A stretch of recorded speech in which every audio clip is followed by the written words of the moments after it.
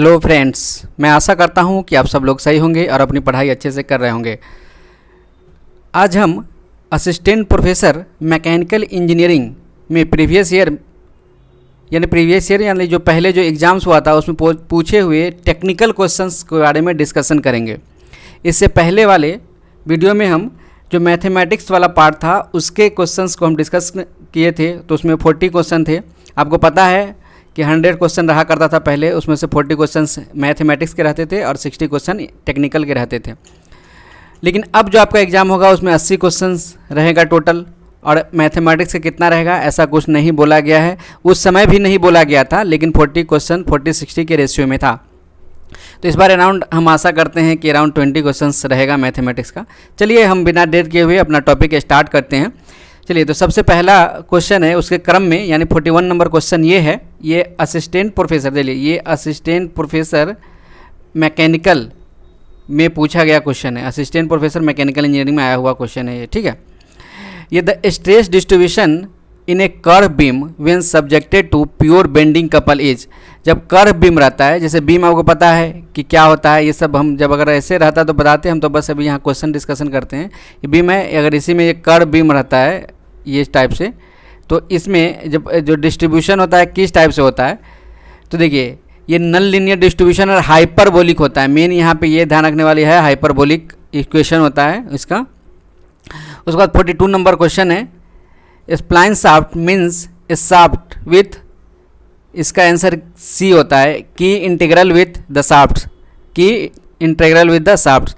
चलिए, हमारा आपसे एक रिक्वेस्ट है कि आप मेरा वीडियो प्लीज़ डाउनलोड करके मत देखिएगा, बिकॉज इससे मेरा व्यू आवर नहीं बढ़ता है। आप लोग मेरा ऑनलाइन वीडियो देखा कीजिए। बहुत लोगों का ऐसा रहता है कि सर आप क्वेश्चन आप PDF फाइल अपलोड कर दीजिए, हम अपलोड कर दें, कोई दिक्कत नहीं है, लेकिन हमको तो चाहिए भाई, हमें भी अपना चैनल को ग्रो कराना है। तो आप सब लोग मेरा चैनल लाइक सब्सक्राइब और मैक्सिमम बार देखा कीजिए, तब हम फिर अपलोड कर देंगे। हम तो अभी देख रहे हैं, जब हम नहीं कर रहे हैं अपलोड फिर भी मेरा नहीं देख रहे हैं, मैं इतना प्रोवाइड कर रहा हूँ आपके लिए, इतना मेहनत कर रहा हूँ, फिर भी आप नहीं कर रहे हैं मेरा हेल्प। मतलब देखिए, it is the both way process, okay. तो आप देखा कीजिए, देखिए मैथमेटिक्स का मेरा 1 आवर 12 मिनट का वीडियो था, लेकिन उसका व्यू बहुत कम है, हम देखें तो ठीक है। तो ऐसे ही करके हम डाल दे रहे हैं, अगर हमको लगा लास्ट में तो हम डाल देंगे क्वेश्चन, इसका ये नहीं है हम PDF डाल देंगे, क्या करेंगे हम लेके, लेकिन हमें लगना चाहिए ना कि जितना हेल्प हम कर रहे हैं आप भी मेरा हेल्प कर रहे हैं, ठीक। देखिए, एक बेयरिंग कैरेक्टरिस्टिक नंबर है ऑफ हाइड्रोडायनामिक जनरल बेयरिंग। तो क्या होता है, बेयरिंग कैरेक्टरिस्टिक नंबर Zn/P होता है, इसका Zn/P होता है बेयरिंग कैरेक्टरिस्टिक नंबर, इसी को कहा जाता है। J होता है विस्कोसिटी, N होता है स्पीड, इन RPS होता है, ध्यान रखने का, RPM में नहीं होता है यहाँ पे। P होता है प्रेशर, बियरिंग प्रेशर कितना लग रहा है, तो इससे ऑप्शन आपको C आ जाएगा, ओके। फिर Gantt chart involves with 44 number question जो है, Gantt chart involve with production schedule, ये प्रोडक्शन शेड्यूल इसका आंसर होता है। अच्छा, हम 10 क्वेश्चन पहले भी डिस्कस कर चुके थे, जब उस समय हम जब डिस्कशन कर रहे थे मैथमेटिक्स वाला पार्ट, तो उस समय किए थे। चलिए कोई नहीं, दोबारा हो रहा है तो कोई दिक्कत नहीं है। एक gas turbine used in aircraft is, जो गैस टरबाइन यूज होता है एयरक्राफ्ट में वो क्या होता है, ओपन साइकिल होता है, ठीक है, ये ओपन साइकिल होता है, ठीक है। ये Fxy दिया हुआ है, तो इसका आपको ओनली क्या करना है, डिफरेंशिएशन करना है, बहुत ईजी है, तो मैथमेटिक्स में देना चाहिए इतना। देखिए इतना क्वेश्चन सिंपल पूछता है, आपको पता है इसका आंसर B होगा 46 नंबर का। 47 नंबर है, which of the following material can be used for making pattern. Pattern बनाने के लिए कौन सा मटेरियल यूज किया जाता है, तो इसमें लीड एलॉय का यूज किया जाता है पैटर्न बनाने के लिए। ब्लेड ऑफ पावर हेक्सो मतलब is made from, power hexo का ब्लेड हाई स्पीड स्टील से बना होता है, बिकॉज इससे क्या हमको काटने का काम किया जाता है। इससे हाई स्पीड स्टील मतलब देखिए स्पीड से रिलेशन है इसका। आपको पता है जब पहले ज़माने में होता था, जो मटेरियल बनाता था बहुत कम स्पीड का रहता था, मतलब जो उसके बहुत कम स्पीड से उसको काटना होता है, उसका यूज करके काटते थे। लेकिन जब हालांकि इससे भी ज़्यादा स्पीड का है टंगस्टन, कार्बाइड, इस सबसे ज़्यादा स्पीड का वेलोसिटी से उस टूल मटेरियल का यूज करके हम करते हैं, लेकिन इसका नाम हाई स्पीड इसलिए क्योंकि उस ज़माने में ये हाई स्पीड था, इसलिए इसका नाम हाई स्पीड स्टील रखा गया है, ठीक है। चलिए देखते हैं 49 नंबर क्वेश्चन। ये रैक एंगल क्या होता है, पॉजिटिव नेगेटिव जीरो सारे हो सकते हैं, इसमें कोई ये नहीं है, ठीक है। फिर एक काइनेटिक विस्कोसिटी एक्सप्रेस साइड, इसका भी डी आंसर होगा, बिकॉज ये एसआई यूनिट ये है, सीजीएस यूनिट ये है, और इसी को स्ट्रोक्स कहा जाता है, यानी ऑल इसका आंसर है। फिर 51 नंबर क्वेश्चन है, ये रेनॉल्ड्स नंबर और फ्राउड नंबर जो नॉन डायमेंशनल है फ्लूइड मैकेनिक्स का, उससे है।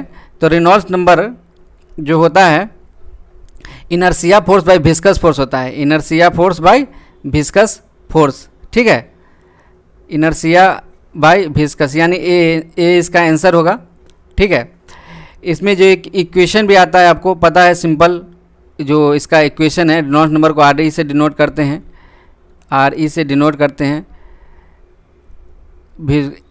एल जो कैरेक्टरिस्टिक लेंथ होता है, और ये विस्कोसिटी होता है, और इसमें एक और टर्म होता है, अच्छा रो वाला टर्म तो यहाँ आ गया, रो वाला टर्म रो एल बाई भी होता है। मतलब एक्चुअली मेरा बहुत दिन हो गया इसको देखे हुए, फ्लूइड मैकेनिक्स वाले पार्ट को हमको ध्यान नहीं है। अब सिंपल है ये रेनॉल्ड्स नंबर, ठीक है। विस्कस हम पूरे डेरिवेशन करेंगे तो आ जाएगा मेरे पास, लेकिन ऐसे ही इसी टर्म से होता है। एल होता है कैरेक्टरिस्टिक लेंथ होता है, अभी विस्कोसिटी होता है, ये दोनों चीज़ का रेशियो होता है। और इसमें एक और भी कोई टर्म होता है, ठीक है, मास वाले, चलिए हम बाद में डिस्कशन कर लेंगे जब कभी, चलिए ठीक है। 52 नंबर क्वेश्चन क्या है, a force F acts on A particle for a short time, कोई फोर्स है किसी पार्टिकल पे शॉर्ट टाइम के लग रहा है, यानी impulse, the product of F T will be equal to change in, जो देखिए ये फोर्स इनटू टाइम क्या होता है, इम्पल्स, लेकिन जब इसको चेंज पूछ रहा है तो ये मोमेंटम जो है इम्पैक्ट, जैसे फोर्स देखिए एकाएक क्या होता है, मोमेंटम नहीं, चेंज वाला होता है इम्पैक्ट एनर्जी, यानी इम्पल्स जो होता है क्या होता है, शॉर्ट ड्यूरेशन ऑफ टाइम में कितना लग रहा है, ये इम्पैक्ट एनर्जी इसका आंसर है। 52 का बी आंसर होगा इसका, ठीक है। फिर है 53 नंबर क्वेश्चन क्या है, a block of mass M supporting another block, मतलब एक ब्लॉक है उस पर एक दूसरा ब्लॉक छोटा सा, देखिए एम रखा हुआ है, एक बड़ा सा ब्लॉक है जिसका मास एम है, छोटा वाले का एम है। ये बोल रहा है ये ए एक्सेलरेशन से चल रहा है, इंक्रीजिंग फ्रॉम जीरो, और जीरो से लेके स्टार्टिंग इनिशियल जीरो है, फाइनली है, और इसका कोफिशिएंट ऑफ फ्रिक्शन इसमें क्या है, म्यू है, इसके और इसके बीच कोफिशिएंट ऑफ फ्रिक्शन म्यू है। The acceleration A of A eight which the upper block slips the lower block is, अच्छा ये अपर ब्लॉक कितना एक्सेलरेशन से लोअर ब्लॉक पे स्लिप करेगा, तो ये पूछ रहा है। एक्सेलरेशन है तो आप इसमें एक चीज़ देखिए, आप सिंपल इससे निकाल सकते हैं, देखिए ये तो एक्सेलरेशन का यूनिट है नहीं, मास बाय जी है तो ये यूनिट नहीं है, ये भी डबल मास का मल्टीप्लिकेशन है, तो आपको ऑप्शन से सिर्फ बी दिख रहा है ये ऑप्शन से ही निकाला जा सकता है इसका आंसर, पता है, सॉल्व तो किए नहीं है हम, बस ऑप्शन से ही पता चल जा रहा है हमको इसका आंसर बी होगा, ठीक है। 54 नंबर क्वेश्चन है, a two cylinder inline engine with identical cylinders has cranked at 180 degree to each other when the engine runs the unbalanced forces are, जब इंजन रन्स करेगा तो अनबैलेंस, अच्छा हाँ, जिसमें दो टाइप का होता है, एक प्राइमरी फोर्सेज होता है, एक सेकेंडरी फोर्सेज होता है अनबैलेंस में, एक होता है M R omega square plus एक होता है M R omega square cos 2 theta by N होता है, ऐसा करके 2 थीटा बाई एन होता है, ठीक है। एन होता है एल बाई आर जो रेशियो होता है, जो क्रैंक लेंथ बाई आर, तो एन का वैल्यू बहुत ज़्यादा हुआ करता है, जिसके वजह से ये मान लेते हैं कि ये सेकेंडरी फोर्सेज निग्लिजिबल है। लेकिन अभी ये पूछ क्या रहा है कि हैज क्रैंक एट 180 डिग्री, मतलब ये दोनों का भी जो थीटा है, एक थीटा सपोज कीजिए 0 डिग्री है, तो दूसरा क्या है, इसमें ऐड कर दीजिए 180 डिग्री, यानी 180 डिग्री दूसरा थीटा ये है, मतलब इतना दोनों से है, ठीक है। When the engine runs the unbalanced forces are, अब इसमें थीटा का वैल्यू पुट करिए, अच्छा इसमें M R square cos theta भी होता है यहाँ पे, यहाँ कॉस 2 थीटा होता है, इसमें कॉस थीटा भी उससे मल्टीप्लिकेशन होता है यहाँ पे। ये हटेगा कैसे, बार बार ये आता रहता है, इसको हटाना पड़ेगा क्या, एक मिनट, हट नहीं रहा है, चलिए ठीक है, जो भी है M R omega square cos theta होता है। आप तो उसमें आप कॉस थीटा का वैल्यू 0 डिग्री रिपीट करिए और 180 भी पुट करिए, ठीक है। वो पुट करने के बाद आपको ये मिलेगा कि उसमें जो है प्राइम, ये देखिए थीटा अगर यहाँ 0 पुट करते हैं, देखिए सिंपल है, हम यहाँ पे चलिए इसको हम दूसरा पेज पे लिख के आपको बताते हैं, एक्चुअली इस PDF पे नहीं लिखाते रहता है। एक मिनट, देखिए हम क्या बताएं, M R omega square cos theta ये होता है primary, plus M R omega square cos 2 theta by N ये होता है सेकेंडरी फोर्सेस, ठीक है। तो इसमें आपको क्या करना है, एक थीटा का वैल्यू एक बार 0 पुट करना है और एक बार थीटा का वैल्यू 180 पुट करना है। दोनों पुट करने के बाद आपको ऐड करके देखिए, यहाँ पे थीटा अगर 0 पुट करिएगा तो यहाँ कितना वैल्यू आएगा, M R omega square. Theta 1 degree put करिएगा तो क्या होगा, माइनस एम आर स्क्वायर का। तो अब दोनों को ऐड करिएगा तो क्या होगा, फाइनली जो प्राइमरी फोर्सेज है वो क्या हो जाएगा 0, लेकिन ये क्या हो जाएगा, ये 0 नहीं होगा, ये ऐड हो जाएगा।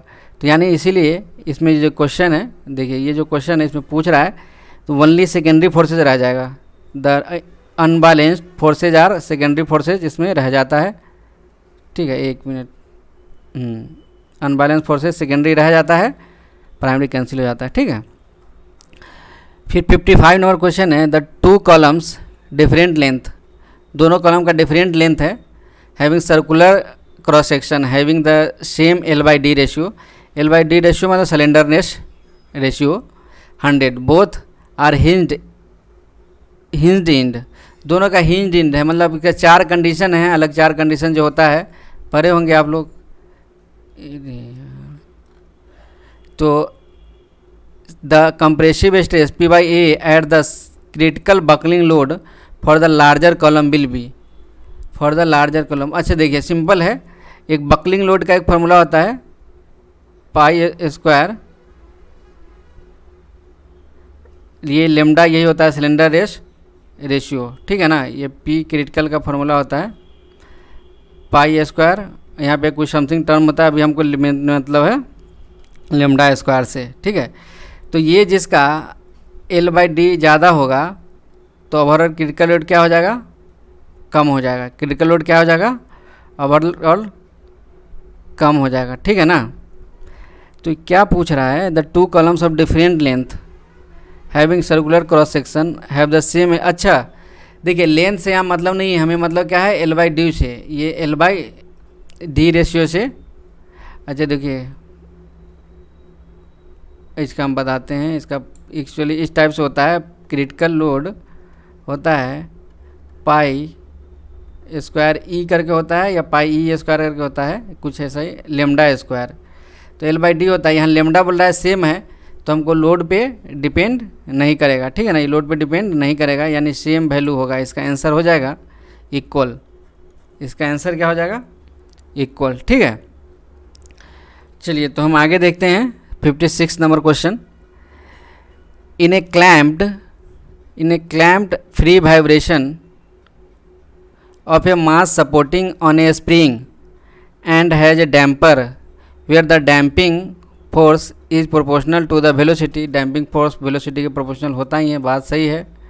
the ratio of 2 successive amplitude, अच्छा रेशियो ऑफ 2 सक्सेसिव एम्पलीट्यूड, अच्छा ये तो लॉगरिथमिक डिक्रीमेंट के बारे में चर्चा कर रहा है। एक्चुअली देखिए मेरे पास उतना टाइम रहता नहीं है, हमको सारा दिन खुद ही बिजी रहते हैं। देखिए ऐसा पूछ रहा है कि ये इस टाइप से जो आता है, ये इस टाइप से होता है, ठीक है ना। इसका ग्राफ खींचेगा यूँ ऐसे आएगा, ये ऐसे रहता है। तो ये एम्पलीट्यूड हुआ A1, ये हुआ A2, ये A3, ऐसा करके। तो रेशियो ऑफ 2 सक्सेसिव, ये A1/A2 है इज इक्वल टू A2/A3। ये क्या होता है कि हमेशा ये कांस्टेंट वैल्यू होता है, ये हमेशा क्या होता है, कांस्टेंट होता है, इसी को बोलते हैं logarithmic decrement. Gradual decrease remains constant, a answer होगा इसका। फिर है 57 number question, 2 rotor supported by a shaft has a natural frequency WN omega है, if one of the rotor is fixed the other natural frequency. अगर एक का fix कर दिए तो दूसरा क्या होगा, सिंपल है, डिक्रीज करेगा। 2 रोटर्स, समझ गए ना, क्या होगा, डिक्रीज होगा। इसका आंसर क्या होगा, डिक्रीज होगा। 2 rotors supporting by the shaft has natural frequency omega N, if one of the rotor is fixed the natural frequency of the other is decreasing. ठीक है। For power screw applications a square thread can be preferred to trapezoidal thread for, देखिए ऐसे square thread का efficiency maximum होता है, ट्रेपेजल thread का भी होता है, लेकिन इसका जो स्ट्रेंथ भी होता है मैक्स अच्छा होता है इसका ट्रेपेजॉइडल का, बिकॉज सम एंगल इसमें बनाया जाता है। ठीक है, ऐसे यहाँ लिखा है, ऑप्शन दिया हुआ था, जो आंसर आया था वो सी आंसर है। आंसर जो दिया हुआ है ये power screw square thread can be preferred to trapeze, अच्छा हाँ, स्क्वायर का तो एफिशिएंसी ज़्यादा होता ही है, हमको लग रहा था ट्रेपेजॉइडल का पूछ रहा है, स्क्वायर का सही बात है, तो इसीलिए सी आंसर दिया हुआ है इसका। ऐसे इसका जो है सी, अगर ट्रेपेजॉइडल रहता तो उसका बेटर स्ट्रेंथ होता है, इसका ज़्यादा स्क्वायर का ज़्यादा एफिशिएंसी होता है। ठीक है। The uniform wear theory of disc clutches states that, तो यूनिफॉर्म वियर थ्योरी है, यानी वियर क्या होगा, यूनिफॉर्म होगा। या इसका एक इक्वेशन होता है P R equal to constant, तो यानी देख लीजिए एक दूसरे से इन्वर्स होगा, ये जो आंसर दिया हुआ है। ठीक है, प्रेशर प्रोपोर्शनल वेलोसिटी, ये सब pressure friction forces per unit area is uniform. ठीक है, देखिए यहाँ ये आंसर है इन्वर्सली प्रोपोर्शनल, सी आंसर है इसका। ठीक, 59 का सी नंबर का आंसर है। इसमें सिंपल है, रिवेट जहाँ देखिए, जहाँ पूछेगा किस पे ज़्यादा लोड लग रहा है, तो जो नज़दीक होगा उस पर ज़्यादा लोड लगेगा, तो बी और सी वाला आंसर होगा। 4 गो प्लेट, मतलब जो प्लेट दिया हुआ है 4 गो इसमें रिवेट लगा हुआ है, इसका तो वही आंसर होता है हमेशा, रिवेट रहे तब, चाहे बेल्डिंग रहे तब, सारे में जो नज़दीक होता है उसमें ज़्यादा फोर्स लगता है। ओके, फिर देखते हैं ये the stress strain relationship for perfectly rigid, मतलब परफेक्टली रिजिड है, आप कितना भी फोर्स लगाइए उसमें स्ट्रेन होगा ही नहीं, तो बी होना चाहिए इसका आंसर, बी होगा। जब हम इसमें कितना भी फोर्स लगाएं, जैसे देखिए कितना भी ये फोर्स लगा रहे हैं, लेकिन यहाँ स्ट्रेन क्या हो रहा है, नहीं हो रहा है। The Lewis form factor of gear, ये गियर टूथ का लुईस फॉर्म फैक्टर है। ठीक है, तो उसमें एक इक्वेशन नंबर ऑफ टीथ पे डिपेंड करता है, 0.612 लुईस फॉर्म फैक्टर, 0.612 माइनस 0. ये इज इक्वल टू लिखे हैं वहाँ 0.914 का बाई जेड कुछ ऐसा करके होता है, तो नंबर ऑफ टीथ पे ये डिपेंड करता है। एक्चुअली लगता है मेरा पैड ख़राब हो गया है, इसलिए उग नहीं रहा है ठीक से इस पर।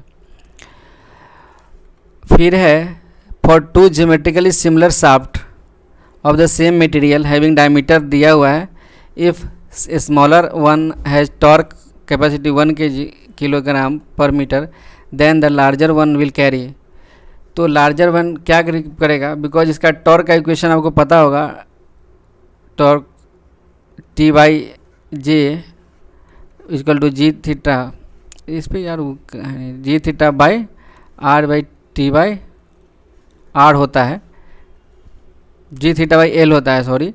तो आप यहाँ से कंपेयर कर लीजिए, आपका टी और ये जे होता है पाई डी क्यू बाई 16 होता है, पाई डी, एक मिनट, ये जे है, ये जे होगा पाई डी 4/32 होगा, ये पाई डी 4/32 होगा, बिकॉज ये पोलर मोमेंट दिया हुआ है, और एक आर यहाँ कैंसिल हो गया, क्यू वाला टर्म बचता है, ये 2 है तो क्यू से करिए, तो यहाँ पे आपको ये सी आंसर आएगा। आपको बहुत इजी है, आप समझ जाइएगा, आपको कैसे बनाना है आपको पता होगा ये सब। A rod of length L and diameter D is subjected to tensile P. Which of the following sufficient calculate the resulting change in diameter? वो डायमीटर, जिसमें देखिए इसमें पॉइजन रेशियो, इसमें अगर आपके पास 2 चीज़ें हैं, E इज इक्वल टू जो होता है, चलिए G इज इक्वल टू जो होता है, जो इतना छोटा छोटा चीज़ बताइए, टाइम हो गया, 2G 1 माइनस न्यू होता है, 2G 1 माइनस न्यू ऐसा करके कुछ होता है जो इक्वेशन होता है। तो इसमें बोथ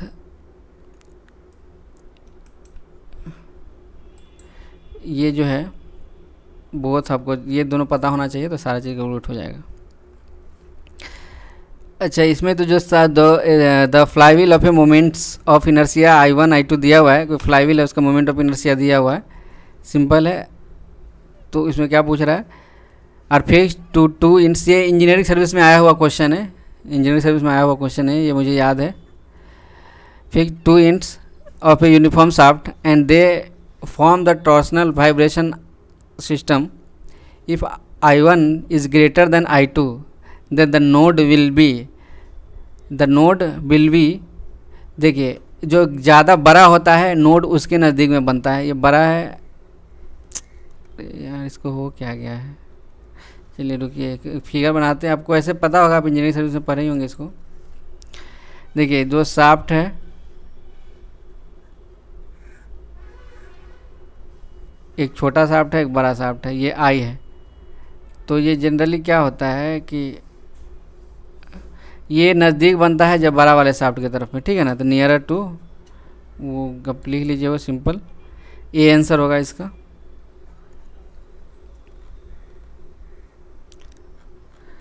फिर उसके बाद है question number 66। An elastic beam simply supported at ends carries a concentrated mass at the middle of its length. If natural frequency of the beam is neglecting the weight हटा देना है corresponding to the weight of the beam, the natural frequency of the system will be. देखिए natural frequency ये 1/3 वाला term से जुड़ जाता है, 1/3 वाला टर्म से जुड़ जाता है। और ये नीचे में जो के क्या होता है, ये इन्वर्स ऑफ ओमेगा वाला कुछ का होता है, तो इसमें 1/3 जुड़ जाएगा, तो क्या हो जाएगा, ये घट जाएगा। इसका बी आंसर होगा, ठीक है। चलिए ठीक है, हम अभी इतना ही रखते हैं, फिर अभी नेक्स्ट वीडियो में देखेंगे हम। एक मिनट।